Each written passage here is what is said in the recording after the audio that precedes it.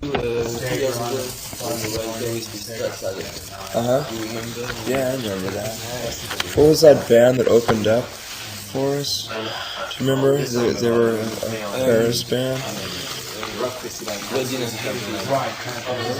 Probably. That sounds like it'd be their name.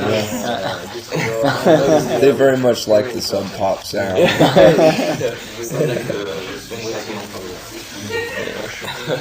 Hey, would you mind if I just run up to my room really quick and get a cigarette? Be right back. You have some light? There's a few matches. I hope it's not going to disturb you if we just speak a little bit about your sex. Because if you what? If we talk together about your sex, the sex of Cobain. Because we are amazed, No, it's boring. by Well, okay. I don't have much to say about it. one of the Just dancers. one question about Yeah, your that's all right. Because I know you must be tired. Well, at least you're aware of that. And that's nice to know. Most people don't care. They don't even think of that. We saw you also in Belgium in August, in Pick-up Club. You remember? You saw us where? In Pick-up Club in Belgium. Oh, yeah. You were playing the first in 11 in the morning. Yeah. And The breakfast show. Yeah, and we missed the start of the show because we were parking and we heard the music and we were all mad. We said, oh, we want to get there. I've heard stories very similar to that from a lot of people. Like they camped out the night before, and then they took the wrong turn, and it cost them like an hour's worth of walking to get to the show, and then by then we were done playing. So we missed half part of the show. Can we take a few pictures during the interview for the fanzine? Yeah, sure. Yeah.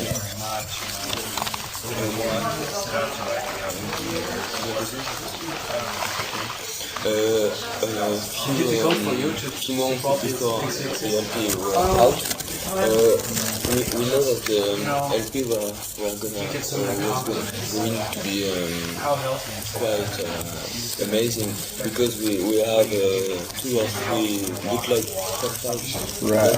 One was called the Triple Platinum EP. What? The Triple Platinum EP. What are you saying? It's EP for 3 songs of the LP. Nirvana was recorded. And the title from the So you're saying that there's a bootleg EP? before the LP Oh. was out. Wow, I didn't know Or that. I guess it's innovation. And the title was Not What It Means. Big studio. Right. But we are really amazed to see that many people like Nevermind, people of our friends who like indie pop, all this stuff. And they were quite mad about Nirvana, and we were surprised because if you could think of it 2 years ago, you don't believe it. So, were you expecting? Oh no, absolutely not. Not the scale that it's gone to. For sure, definitely. We were just hoping to carry on what we'd been doing for the last 2 years. You know, there's been a long time since we put out an album. We were aware of the anticipation of the album. Because every time we played, it seemed as if our audience was getting bigger. But I had no idea it would go platinum, you know. And it's twice as surprising to us because there was no really collective promotional schemes or anything like that, you know. Like Geffen didn't decide to put a whole bunch of money in promotion and really push it, you know. There were no billboards or a lot of ads. Yeah, it was very organic.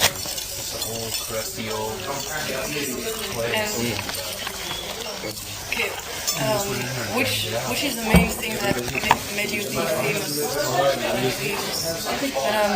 Don't you think that media had a big place in your success? I think that the fact that we're on a major label would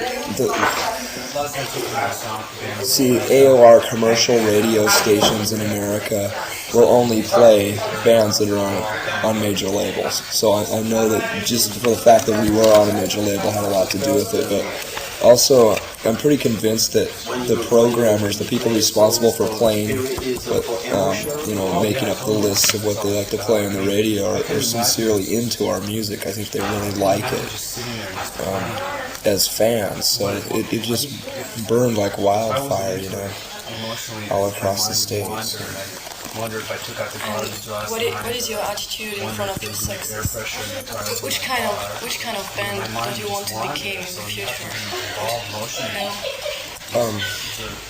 What kind of band? Don't you want to become? I mean, yeah, what do you want to become after? Maybe you can. I don't think there's any threat of us becoming anything we wouldn't want to be. I think we're in control of ourselves enough to where there's not much of a threat of that, We definitely will not become a Poison or Guns N' Roses or anything like that. I mean, it's really easy to destroy a career if you don't like it anymore, I mean, we can simply just break up. We'd still play music together because we're good friends and we like to write songs, but hopefully we have enough common sense or intuition to know when we stop writing good songs, A lot of bands don't realize that. They just keep milking it for years and years. The thought of playing in front of a lot of people, we've been told that when we go back to the States and we start playing again, we'll be playing in front of 10 to 20,000 people on the average show, and that's obviously kind of impersonal when there are people way back there, You can't even see their faces, but I don't know. We had a really good time playing at Ready, and we've played a few larger places, and it isn't that impersonal as long as you still feel the spirit of everyone, and you can tell that everyone really likes it. But if it gets too big, we'll just simply break up. If it starts becoming a job, we can always do something else. Just break up, write different songs, different name. Since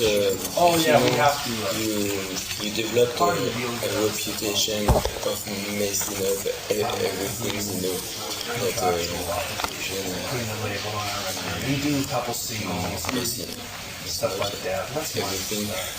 And you said before that it was because of boredom. Yeah. But I think, don't you think it's because it's a way of despair that nothing really changes? A lot of that stuff I don't really care. Nothing ever changes? Well, a lot of things have changed for us in the past few months. But it was just it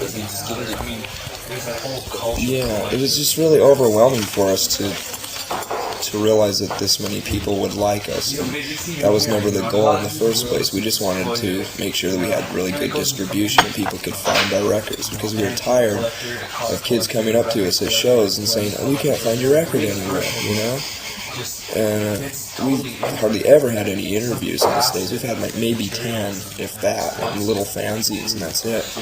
Which is better. I prefer fanzines. But it's better than the heavy metal glossy magazines that we're doing now.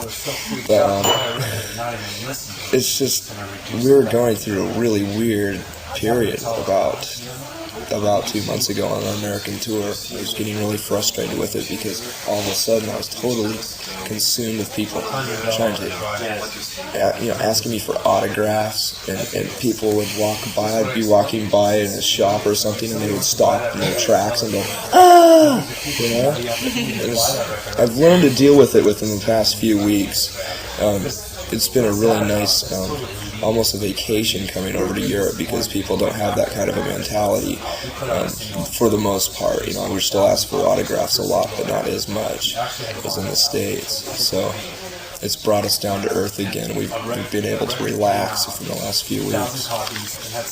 But for a while, we were really frustrated, and so the only way for me to react towards this was to get really drunk every night and fucked up and just like break my equipment and be really abusive to the audience in hopes of like weeding some of the dorks out, you know, and hope they don't come back. And I don't know if it had a good enough effect on anybody or not. But then again, the stories that you've heard have probably been mainly out of the English press, and everyone knows that the English press is nothing but big sensationalist garbage rags, you know, they're just like tabloid, you know, they like to exaggerate. Huh? They're fond of Yeah. Next thing you know, there's this organization happening, and Could I get a jump start from your six?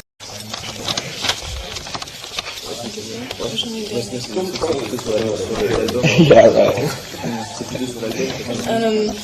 What is most vulnerable thing in your own person that make you lose all your strength? Something like really like a baby or something. Well, when I think a good example is like just a few weeks ago when I was in the States and I was really frustrated and I was feeling guilty because we were being accused of selling out, and there was just so much conflict going on between us and and some of the people in the audience, the more harsher people, you know, just maybe kind of freak out, you know, and lose myself and forget, you know, what I was trying to do in the first place. And I just felt almost like a classic case of Catholic guilt, you know. But do you have something all the time vulnerable in your own people? I mean, all the time, if there's some different situation, each time you have something vulnerable in your own people, not only for this example, I mean, you have something till you're a child. Oh, sure. Like a feeling, I don't know. I'm constantly confused. I'm just as confused as anybody, if not more. You know, everyone deals with themselves in different ways, you know, and everyone feels insecure at times and depressed, and, you know, sure, it happens to me all the time, just like anybody. I can't think of, like, exact reasons, because, I mean, that's why people feel really vulnerable and confused, because they can't understand why they're feeling that way. So it takes me a while to figure it out. But you know, I have enough friends and pretty good relationship with my family to where I don't ever feel completely lost.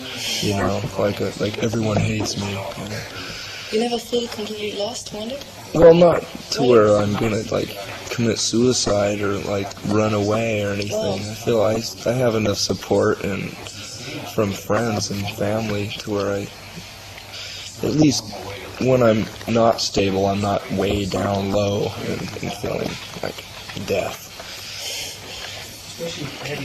And do you think the way the fact that you have support in your family and your friends makes you improve in your lyrics? Because I think they are far more improving in the new LP. Yeah, I imagine it has. Yeah, because a few years ago I was a lot more frustrated. Obviously, I mean, it comes out in the songs a lot more and in the lyrics, because there wasn't much appreciation for what we were doing at the time. You know, and you know, it's not like we were ever really searching for success. It's just appreciation from just some people saying that we like what you're doing and you affect us in a way. You know. So within the last couple of years, I've been able to throw in a lot more happier and you know, different types of emotion other than just anger and aggression all the time. That's what make me think your lyrics in Nevermind. Yeah. Because I think they are quite good and quite unusual from a bands who has this type of bands who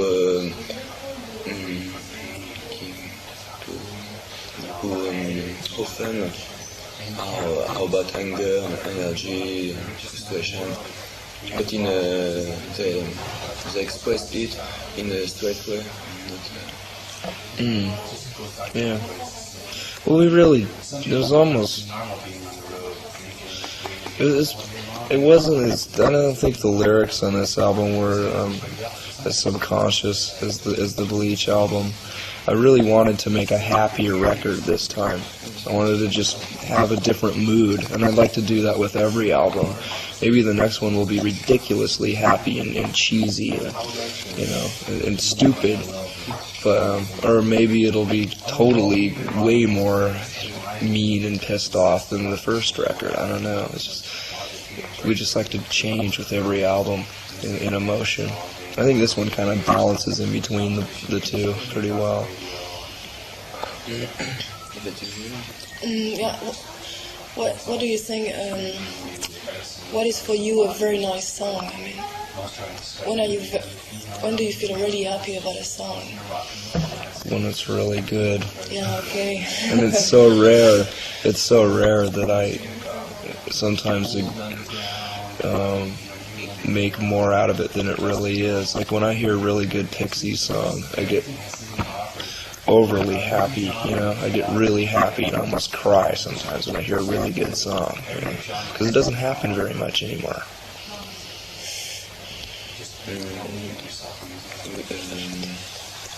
Which song in particular you think about? What? Which song you think about? Which what do I think about? Which song you think about? Oh, the Pixies song? Yeah, Pixies on another band. Oh, there are a lot of Pixies songs that affect me like that. I really like the Pixies a lot. And I like the Breeders a lot too. You heard the Breeders? Yeah. Really good music. But there are a lot of other bands that I like too, that make me, they put me in that same kind of happy state of mind, Have you heard the new LP about Teenage Fan Club? Oh yeah. That's I love it. kind of songs really makes feel great. Yeah, very much.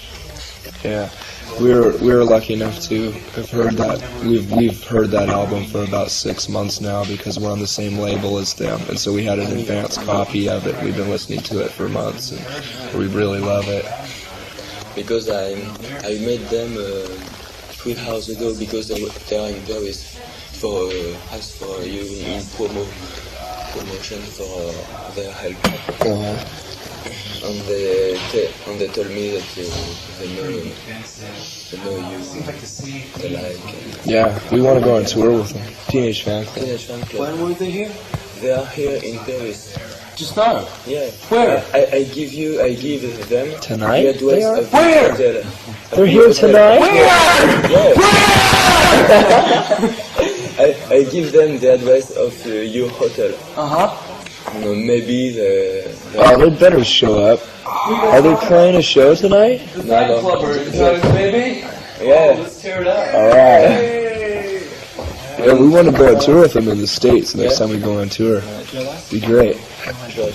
So I give her. Do you know which hotel they're at? Sorry about this. Fine. I think they're going back to England tonight, maybe. Because they arrived yesterday, and they are on their way all day long for promotion. And I don't know if they sleep here Who tonight. did their promotion? Who? Who did their promotion? Was it Virgin. Virgin. But I give them the address, so maybe they would come out here. I'd like to see those guys. Do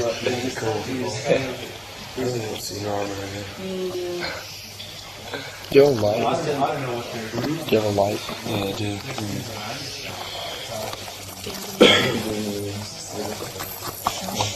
I want to know where they are too. No matches anymore.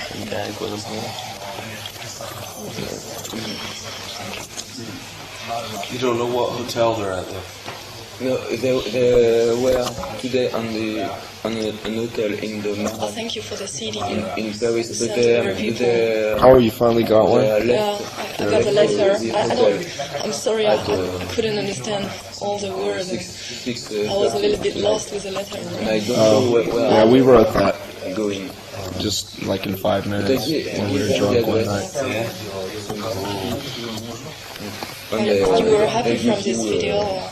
Yeah, it turned out alright. Yeah, because I heard some people they were saying that we're not happy of this from this video. It's not very nice for you. And you were happy from this video? Yeah, it turned out alright. Yeah, because I heard some people they were saying that we're not happy of this from this video. It's not very nice for you. Well, I know Norman, the singer. Well, it just didn't turn out exactly how we wanted it to. We weren't allowed any time to edit it ourselves because there was such a demand for it to be out right away. MTV wanted to play it so fast that we were on tour at the time, and so the people who filmed the video edited it for us, and it turned out really bad. And so I had to fly down to LA at the last minute and work for 12 hours and trying to take out parts that I didn't like. And that's basically all I was able to do, is just take out parts. I couldn't add anything because there wasn't enough time. So next time we do a video, we're going to have full control over editing it, and just, if it takes a year to put out, we'll wait that long. But it was a nice time. For me, it was a very nice time. Oh, it was a fun day. Yeah, I really liked I doing laughed a it. lot and it was nice. Did you see yourself in the video at all? No. You can't see No, it? no. Because in France we don't have any nice video. It's just some commercial stuff. So. Oh, so they don't play it here?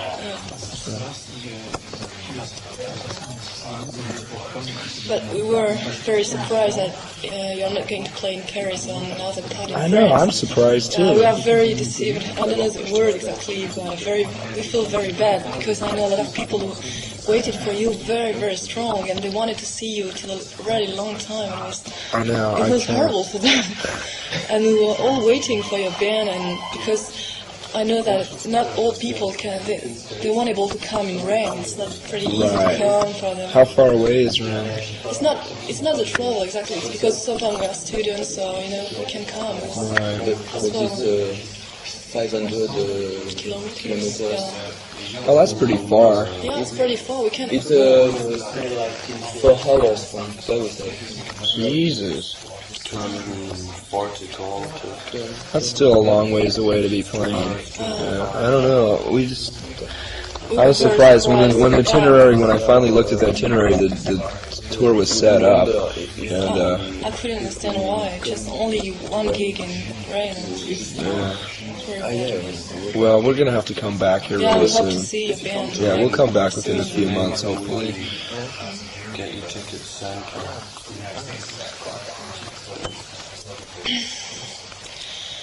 Sure. Je te pose une question sur le Belgique, sur le producteur. No. How did you want to Dutch Fig to produce the LP?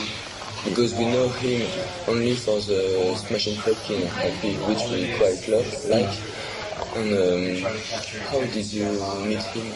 Oh, we met him about a year and a half ago, almost 2 years now, and we attempted to record our next record with him, and that's where all the bootlegs came from. He produced all those too, and it turned out really well. And we liked working with him, so we decided to do it again. And where did the idea of the cover of Nevermind come from?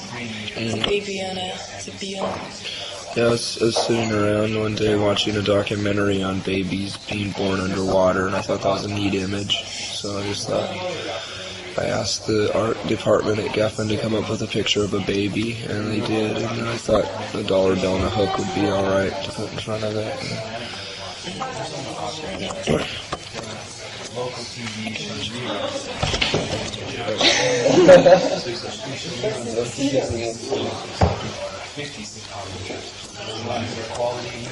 And in which country, not in the USA, I mean, in which country do you want to live maybe one day? Not the USA, maybe if you have a dream to live in another country or to leave the USA one day, or you want to stay? I don't think I want to stay in the United States. I don't know, I like Ireland a lot, and I really like Italy. Because of the landscapes? Oh yeah, everything about it is beautiful there. I like Scotland a lot. I like Italy. I haven't had the chance to even check out Paris, France at all. We played, the last time we played here, we got to the venue at nighttime, and so we were only there to play the show, and then we left the next morning, so I didn't get to see anything. But there are a lot of places I like. Yeah. And are you afraid of loneliness? Loneliness? Yeah. Oh, sure. You're afraid of it? Sure, everybody is. You don't like to be alone sometimes? Oh, I love to be alone. I just don't want to be alone for the rest of my life. I don't think I will. I have enough friends, but yeah, I love to be alone sometimes. But you're afraid of this loneliness sometimes? No, not in small doses. There are plenty of times during the day or even like a whole week I'd just love to be by myself, and I can usually do it too. Just go away. You have another passion, not the music, but besides music, you have another passion about, I don't know, drawing or painting or something very important, yeah? Yeah, I do all that stuff. I paint and draw and write poetry and write thoughts and stuff like that. All that bohemian art stuff. And what, you say that you read poetry, but what? No, I write poetry. You write? Yeah. Which kind of authors do you like in literature or poetry? I really don't like hardly any poets that I've ever read. I really don't. Yeah. I like You don't have Burroughs. reading the right ones? No, probably not. Yeah.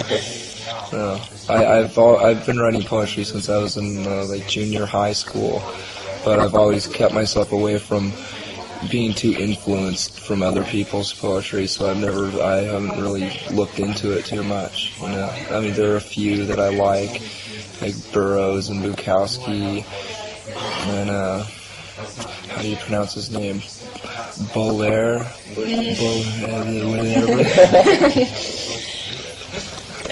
When you were young, did you think a lot about playing music in the future, or it happens suddenly? No, I always wanted to be in a rock and roll band ever since I was a little kid. Very young, yeah. Your parents play maybe some music? Or No, my parents aren't music lovers at all. I had a bunch of Beatles records when I was a little kid, and ever since then I wanted to be in a band. I always knew I would be. I was supposed to go to art school because, yeah. And you went to the high school? Yeah. What? You went to high school? Yeah. Yeah? I went to high school and I won a couple scholarships, and I was supposed to go to art school, but I wanted to be in a rock and roll band instead. And I'm not regretting it. Which kind of music did you listen when you were young? Like, you grow with... When I was really young, from as far as I can remember, like age 5 until I was about 10 years old, I listened to nothing but the Beatles and the Monkees. And that's just about all I can remember. And then I started getting into hard rock, like All Led the Zeppelin. from the 60s, yeah. Well, when I was 10 years old, I started listening to Aerosmith and Black Sabbath and stuff. And then when I was about 15, I got into punk rock and abandoned everything else and listened to nothing but punk rock for about 5 years. And then finally I started liking all different kinds of music. I was a late musical bloomer, you know. It took me a long time to realize that, I like all kinds of music instead of just punk rock. You know, it's a very narrow-minded attitude to have, but when you're 15, what do you expect? We follow the same. Yeah, well, As many people. yeah.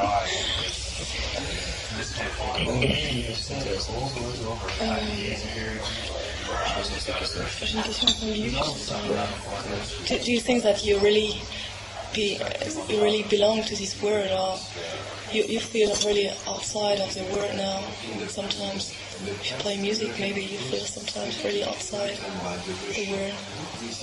Some people say sometimes that they don't have the feeling that they belong to this society and the world.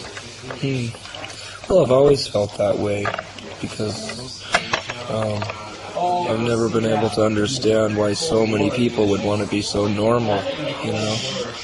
How could everyone, like the majority of people, be happy with just television sets, you know? Never understood it. But, you know, during the whole time I was in high school and junior high, I grew up in a really small, secluded logging town where I couldn't relate to anyone. I didn't have any real true friends. And so just within the last 5 or 6, about 8 years, I've started to have friends that I can relate to and, you know, have a good sense of belonging now. So I feel like I'm part of the world, you know.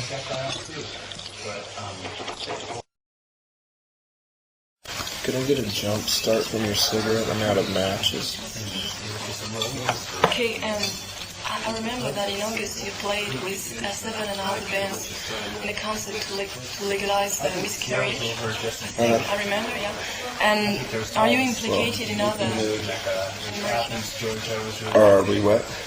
You played in a concert with Yeah, it was a benefit concert. about the miscarriage? So it's pro-choice benefit. Yeah, and are you implicated in other action such as kind of concert? I mean, as an action about miscarriage. Well, miscarriage isn't the right word, I don't think. It's pro-choice. Yeah, there are a lot of right-wing control freaks in the United States who are trying to get rid of abortion, and it'll be illegal soon if they have their way. So we just decided to play a benefit for this to help some organizations who are pro-choice. Some of them are very like underground, kind of like anarchist groups, and some of them are very legitimate who, you know, service their money in the right ways. But we're working with a lot of those groups for that night, but it's not a main platform that we like to stand on all the time. You know, we don't want to be known as like this feminist and political type of band because we don't feel we have the right way to say things. So, you know, but we try to help out as much as we can. And it was a lot of fun doing that. Weed about this. What is a really consider? Well, there's a song about rape, an anti-rape song called Polly. It's through kind of a personal experience, just because I knew the person that was raped and tortured. There's not much I can say about it other than it's, you know, it's an awful crime, obviously, you know. But I just decided to be really open about it with the lyrics and make it very, you know, like in your face, so people will maybe think about it a little bit. And in USA, I saw in USA this summer that a lot of places consider they don't authorize people to enter a show if they are not 21 years old. And I was very surprised, and I want to know what you think about this law. Yeah. Because some young people, maybe they really want to see a concert only if they're only 16 years old. Right. It's very strange. It's terrible. It's that way in the States a lot, especially with underground bands, because they don't draw enough audience to where they're able to sell out larger venues that do allow all age shows to go on. So a lot of punk rock bands have to play in bars, and they can only play to 21-year-olds and over. And it really sucks. But now that we're in the position of being able to pretty much do what we want, you know, and we can bring in a large enough audience, we've chosen to play all ages shows from now on. We don't play any bars. A few places here in Europe we've played bars, but I think the age limits are a bit, you know, they're smaller. Like 16-year-old kids can go drinking in Italy. Yeah. Do you think they are going to change slow maybe? Because then some people ask for Absolutely changes not. already. No, it can't be changed. Most of the bands choose to play those places. But then there are other bands like Fugazi who somehow manage to pull it off. They always refuse to play those bars, but they also are a really big popular band, and they can draw a lot of people. But for most bands, they can only expect 100 to 200 people to come to their shows, so they have to play the bars. I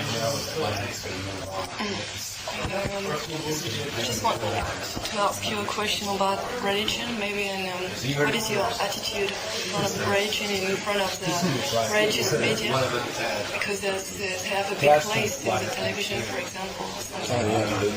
Yeah. What is your attitude in front of I'm very much against any kind of organized religion that oppresses people and are in control of the media and people like that. Typical punk rock stuff spewing out of my mouth, but I still believe in it. I'm fighting those kind of people because they're exactly the kind of people who are trying to take away abortion rights and stuff like that. And but I also can see, have a little bit of empathy for people who are religious in certain situations. Like I've noticed that I've known people who are on the verge of becoming schizophrenic or suicidal, and they've turned to religion as a last resort to keep themselves alive. So that's just fine, If there were any religion that I would abide to, it'd probably be like the Eastern religions, like a Hindu or something like that. But I don't practice any of that. So I expect a lot of people to think that because of the name Nirvana, but I just thought it was a nice name. What do you think about Did you practice religion when you were young? No, I've never been subjected to that. My family is not religious. What do you think about what is for you the worst thing in the world and the humans, the worst thing in the human being, in the world and in the human being, the worst thing? Gluttony. Make you feel very sad and happy at the same time. It'd have to be gluttony, wanting more than you need and thinking that you need all these possessions and you really don't need them. Wanting more than you really need. We've been accused of being really hypocritical because we're on a major label now, but those weren't the reasons. The main reason was just to make sure that people could find our music, No, we're not afraid of it. And then you proved that you didn't set out to be an musician. No. There's nothing to buy into because we weren't offered very much money. We only got a little bit of money, very small amount compared to most bands that sign. Which is good because then we can recoup the money that we sell off the record instead of a lot of bands get this big, huge advance, like $1 million, and then they're if they don't sell enough records, they're in debt to the label forever. They could break up within a year, and then they still are having to work at gas station jobs and pay off the label, the money that is basically just a loan, So we didn't go that route. We could have. There were a few labels that were offering us a lot of money, but they weren't the right labels. They didn't know what underground bands were like. So we're really happy at DGC. They're great. How did you get the idea of signing to DGC? They approached us like all the other labels, and we took a tour of their offices, and it was very like a community type of place. It wasn't this big high towering place in LA. It was, really the offices of DGC are kind of like this hotel in a way. It's just like a big house, and the main reason why we signed to them is because a lot of people who work in the alternative department have worked at independent labels before. Like there are a few employees that work there who have worked at SST Records and stuff like that. So they knew exactly what to do with us. And also Sonic Youth signed a year earlier, so they did a good job for them. We're already talking about one of the core. What is your attitude in front of the big number of bootlegs from your songs? We found a lot of bootlegs from Nirvana. Well, I don't mind live stuff, but it really irks me to know that there are people out there paying their rent and paying for their food just because of us, you know. I know there are some people out there that are selling enough bootlegs and making enough money to where they're able to support themselves, and we're supporting those bastards, you know. And I don't agree with it, especially when they are putting out stuff that wasn't meant to be put out. We didn't want anyone to hear the songs that were going to be on this album early on in the game, you know, before the record was released, because it's not much of a surprise if you have all these bootlegs and you've heard the majority of the album already. Bootleg, I told you later. Just as a bootleg, I told you later, I know good song about Nirvana. Yeah, right, yeah, you knew most of the songs already. Alright, already fucking blowing my records. Promotions West Coast, kick my ass. Please kick my ass. Do you think that someone can reach the stage of Nirvana one day, or do you think it's like a state that belongs to a legend and it's too over of human spirit? And have you ever reached the stage of Nirvana? In live shows I have a few times. I've gone so completely out of my mind that I forgot where I was and felt a lot of energy coming out of me. Yeah. But, how can you describe the state for you of Nirvana? well, I don't advise this, but if you take that much heroin and that much cocaine injected into your veins, it's pretty much the same effect. Okay.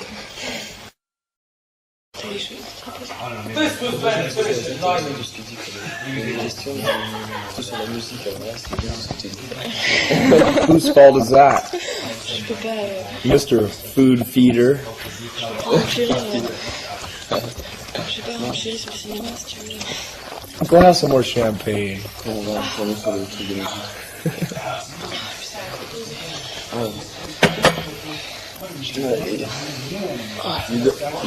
You said that the main thing in music that Nirvana was melody. No? Was I don't most think that's really important true. that I think the feeling is just as much important. Yeah. Feeling and melody. You know, I've always liked music that sticks in your head and it's repetitive. I just can't follow music that's really technically busy and, masturbatory. So I've always liked simple music. But you have to have feeling. I mean, in fact, I think it's even a little bit more important because you can have all the simple songs in the world if they don't have feeling, they're not worth shit, you know. as for the Pixies wrote simple. Yeah, they have a lot of feeling. What do you think about people who start a band screaming and making noise without melodies, who sing nonsense? I think that's great. I think it's fucking awesome. That's the way everyone should start playing music. That's why. I mean, that's easily the way that people should get together as friends and just beat on their guitars and scream and have fun and try to write songs. And, if they want to keep going with it, try to write some songs later on. But that's the great thing about punk rock. That's what turned me on to wanting to start a band, because when I was younger and I didn't know about punk rock, I thought that I had to be just like Jimmy Page, technically as good. I had to be this great guitar player, so I'd work on my lead guitar playing, and I never quite mastered it. And then I got into punk rock and realized, fuck that, you don't even have to do that stuff. The melody is very important in Nirvana. It is A now. lot of melody, that's why it's very nice. Yeah, it is now, because I've focused more on writing songs, and You know, it's kind of like a formula now, but we still haven't lost the feeling that we had when we first started, not knowing how to play, and I think that's really important. You know, having fun and having that passion. And it's true that Oh shit! it's true that your first songs on Bleach were really repetitive. Or what? Repetitive. So Comment tu prononces, je sais pas. Repetitive. repetitive? Yeah, Oh. repetitive. Yeah. They're very repetitive, especially those slow ones that last 7 minutes or whatever. Sifting and And there was these things who was so great this rhythm on your first songs. This kind of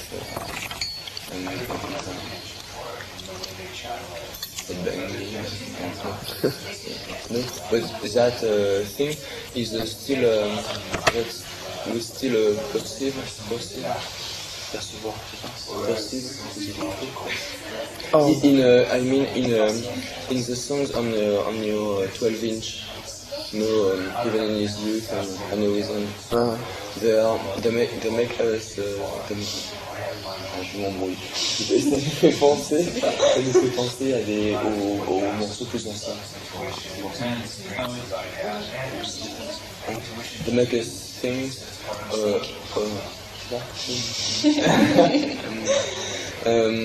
about the oldest songs, you know. think about the artists. No, they are constructed in the old way, I think. Oh, In yeah. the way of the first LP.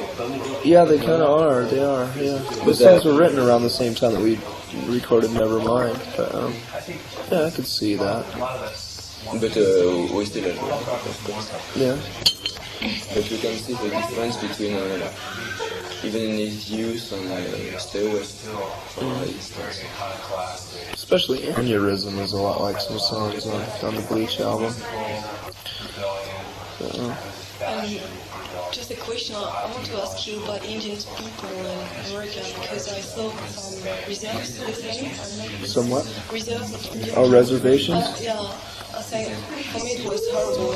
I don't, Terrible. Yeah, it's terrible because they never smile. It was very sad face, and I want to know your opinion about these people and what the government made about these people. It's terrible for a civilized country. Right. Can you understand? Well, when the colonists came over to America, they took advantage of the Indians. The Indians invited them. I mean, they didn't invite them, but they helped them. They taught them how to live off the land. And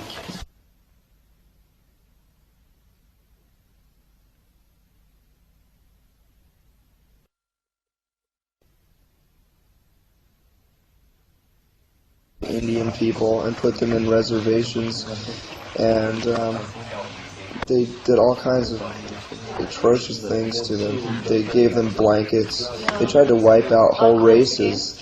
They gave them blankets that were infected with diseases, and they gave them alcohol, which is something they weren't used to, and you know, they're like, as a people and a race, they're 200 years behind of having alcohol in their system. So naturally, the majority of all the Indians are alcoholics now, and they don't have much to look forward to because they're all drunk, and they're put in these little reservations, and they can't even fight the white man anymore because Are there some people who try to do something for these Indian people?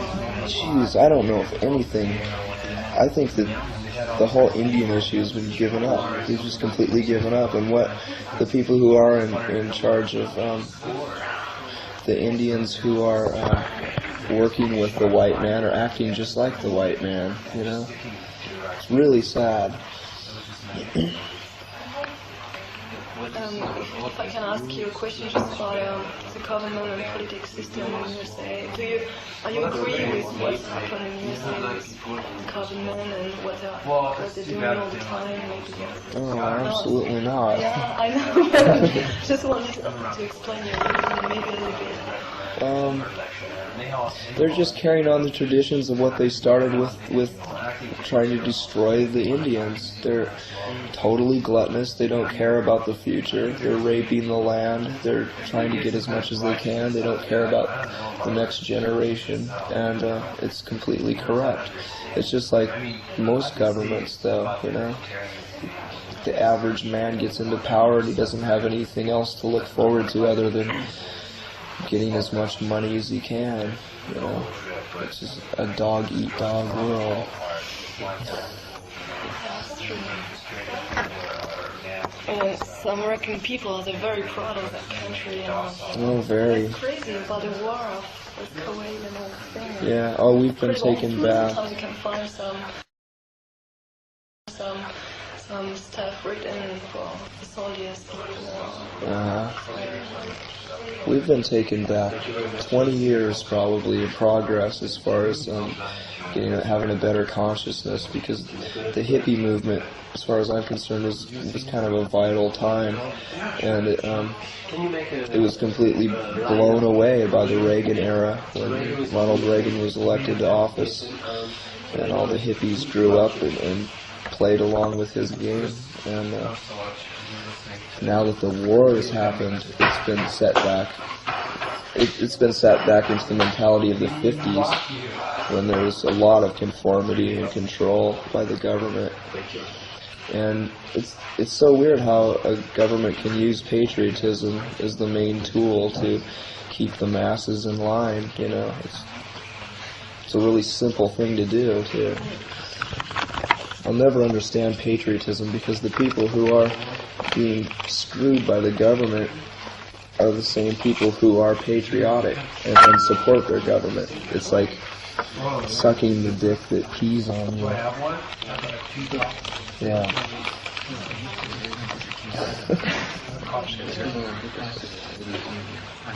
Have you ever been in Death Valley? Death Valley?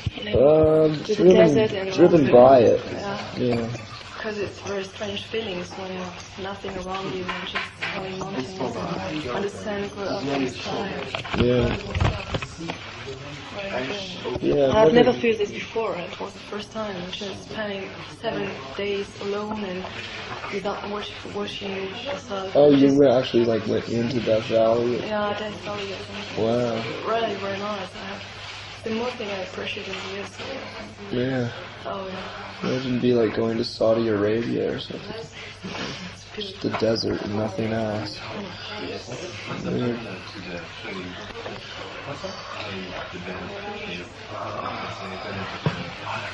Parce que nous, on fait tout parce que c'est la musique. Ouais, mais c'est intéressant ce que tu dis, quoi. J'ai pas d'idée là-dessus. Basé sur la musique. Sorry, I can't find a question about. I just want to talk about music. I can't think about question about this now. Of course, I will think about it tomorrow, but not this. So, the first question I think about now is about music. He told me that you have a song on a compilation of an American label. It's called CZ.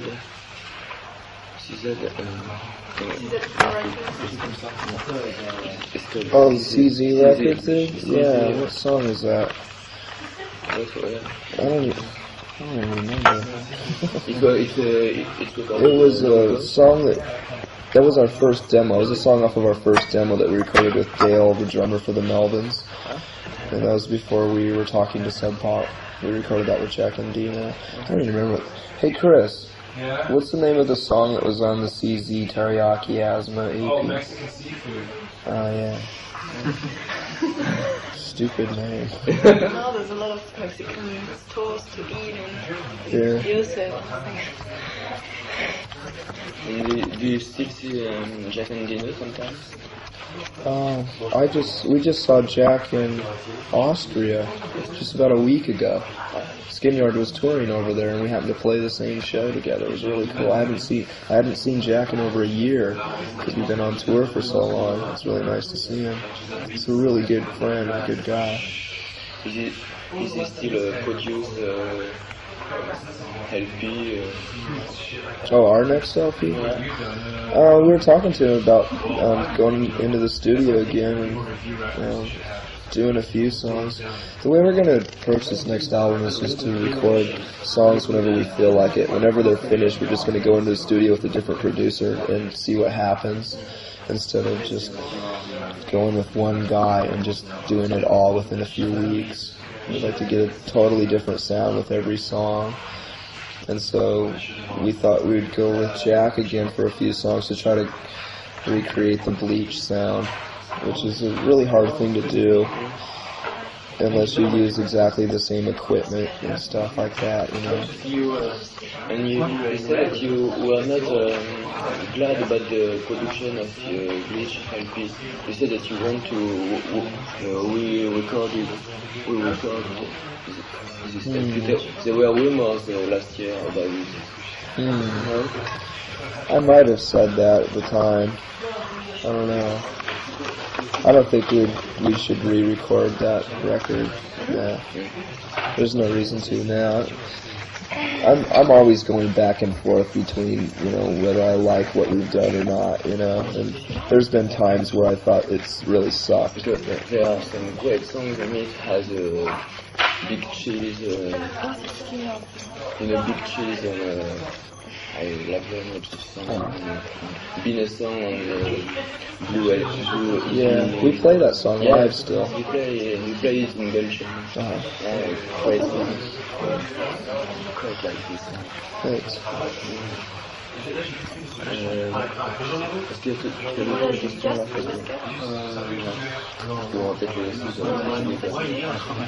I think this is the last question because we know you must be tired.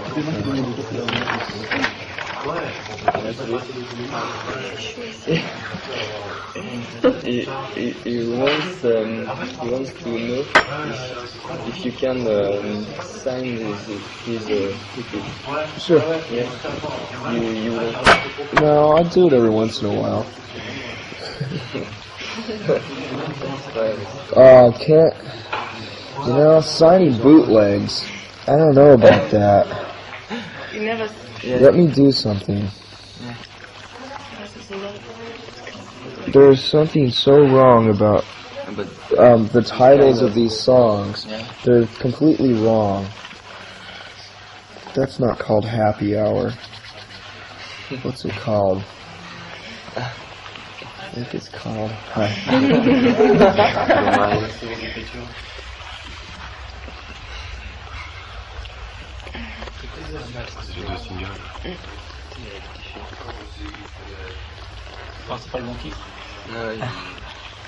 Okay, that's the name of that song. Where are they recorded?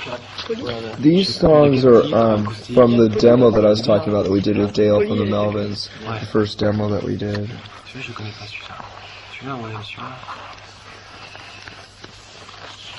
I don't know, this is some live thing. I guess.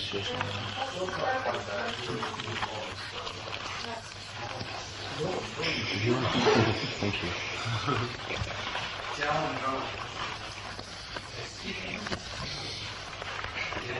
I'll sign Danny's name for him. Okay. Okay.